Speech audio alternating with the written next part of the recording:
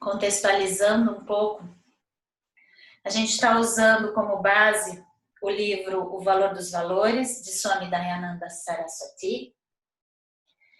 Estou pegando alguns textos aleatórios. Nesse livro, ele descreve justamente o que é o valor dos valores, né? E o que é isso? O que ele chama de o valor dos valores?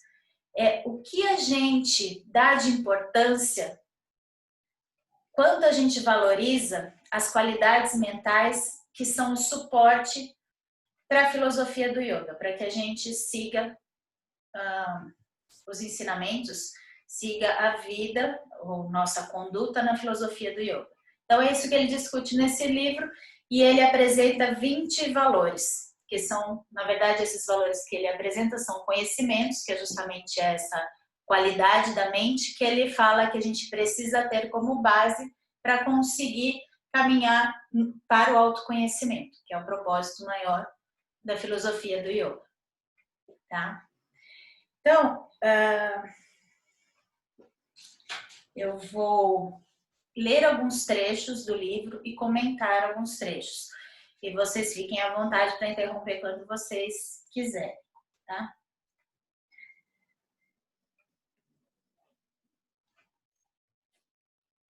Bom, hoje, então, nós vamos discutir como abandonar Manituan. Manituan é a vaidade. Na semana passada, no encontro passado, a gente discutiu o que é a vaidade, né? Como que ela aparece nas nossas relações, qual a importância que a gente atribui à vaidade, a vaidade no sentido de ego exagerado, né? Não a vaidade num sentido mais de autoestima, mas sim do exagero, né? Então, a gente falou um pouco como reconhecer essa vaidade e como essa vaidade influencia nas nossas relações com os outros e com a gente mesmo. Então, isso foi mais ou menos o que a gente abordou no encontro passado. Quem quiser depois assistir os vídeos, estão lá no YouTube. Mas não interfere para que a gente entenda o que a gente vai discutir hoje, tá? Então, a proposta de hoje é que a gente fale como então eu consigo substituir essa vaidade exagerada. Essa é a ideia da nossa discussão geral aqui de hoje. Então, o termo que a gente usa em sânscrito para definir essa vaidade é manituam. A manituam é a qualidade, é o valor. Sempre quando a gente adiciona o prefixo a na palavra, em qualquer palavra, esse prefixo a ele tem uma intenção de negação. Então, manituam é a vaidade, amanituam é a ausência da vaidade, que é o que a gente busca aqui nessa proposta, né, do texto. Então, ele fala aqui, eu vou lendo alguns trechinhos e a gente vai comentando. Manituam é substituído quando sua tolice é apreciada. A vaidade é substituída quando a gente percebe que ela é tola, né, que ela não importa de verdade. Como posso ter a atitude de amanituam, de ausência da vaidade, ou ausência da exigência por respeito especial dos outros? Porque aqui ele compara muito a vaidade exagerada como a nossa exigência por respeito. Ele fala que eu eu tenho uma determinada ação esperando o respeito do outro. Então, a aceitação em si do outro, né? Você espera a aceitação do outro, mas mais do que a aceitação do outro, que o outro realmente te valorize, reconheça aquilo que você fez. Então, ele traduz essa vaidade exagerada como uma constante necessidade de exigir o respeito do outro, nesse sentido, né? Então, vocês vão ver que tudo vai nessa linha. Aí, ele fala, o texto fala que a vaidade, Manituan, deixará de ser um valor para mim quando eu vir claramente que a sua base é falsa, não funciona. Então, qual é o real valor dessa vaidade, dessa exigência por respeito? Na hora que eu percebo que é falso, que não tem sentido, eu começo a não dar importância tanto para esse reconhecimento exagerado. Aí ele fala, já vimos algumas razões pelas quais a exigência de respeito não funciona. E a gente vai comentar um pouquinho. Nem todas as pessoas dão valor às minhas qualificações particulares, nem todos têm a capacidade de me oferecer respeito, mesmo que atribuam valor às minhas qualificações, devido às próprias necessidades de seus egos. Então, ele diz que, mesmo eu tendo uma atitude louvável, vamos dizer assim, digna de respeito, digna de ser valorizada, a outra pessoa, enxergando esse valor, ela ainda assim não consegue me valorizar porque tem a questão do ego dela, né? A dificuldade que ela tem de demonstrar esse respeito, essa admiração, essa valorização, por uma necessidade que ela também tem de contrapartida disso. Então, eu não mostro, apesar de reconhecer o valor de determinada ação, porque aquilo também não me interessa. Eu quero respeito.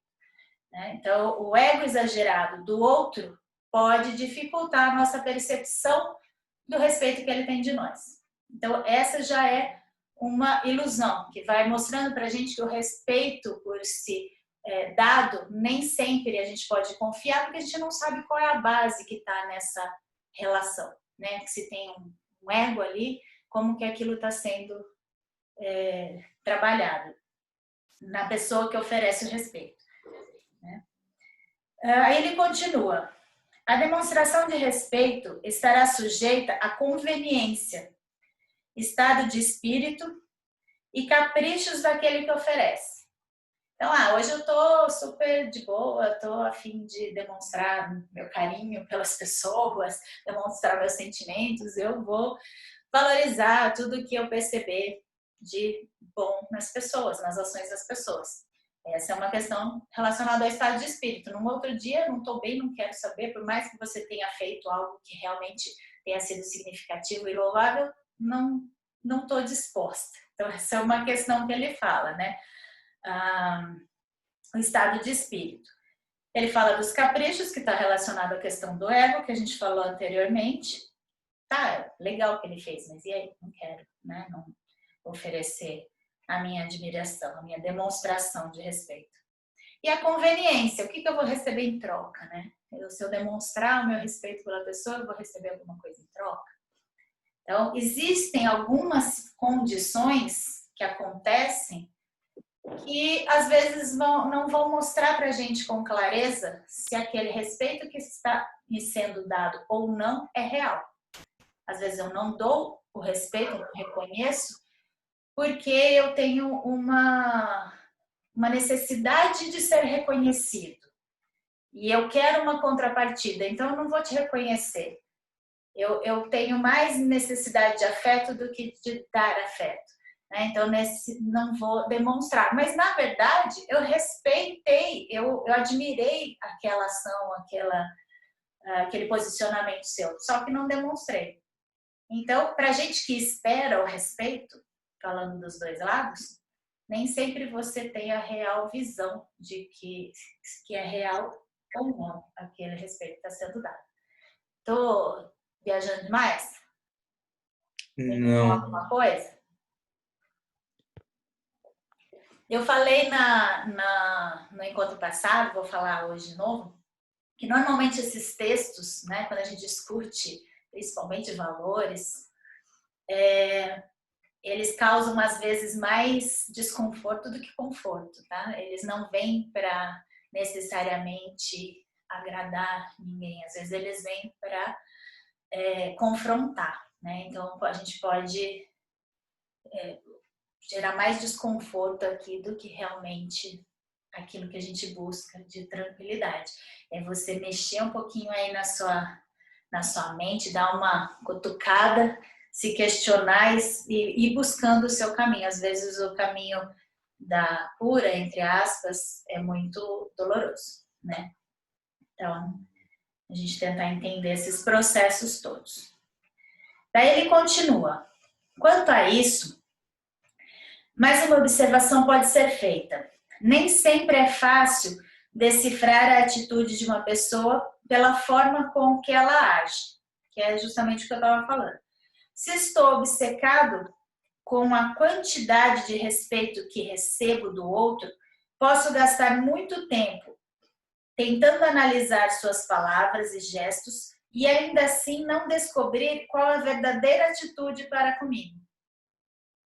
Né? Que é justamente isso. Qual é a intenção daquela pessoa? O que move aquela pessoa até aquela ação de respeito ou não?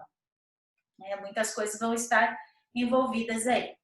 Aí ele continua. Uma maneira áspera pode ocultar uma verdadeira valorização das qualificações do outro.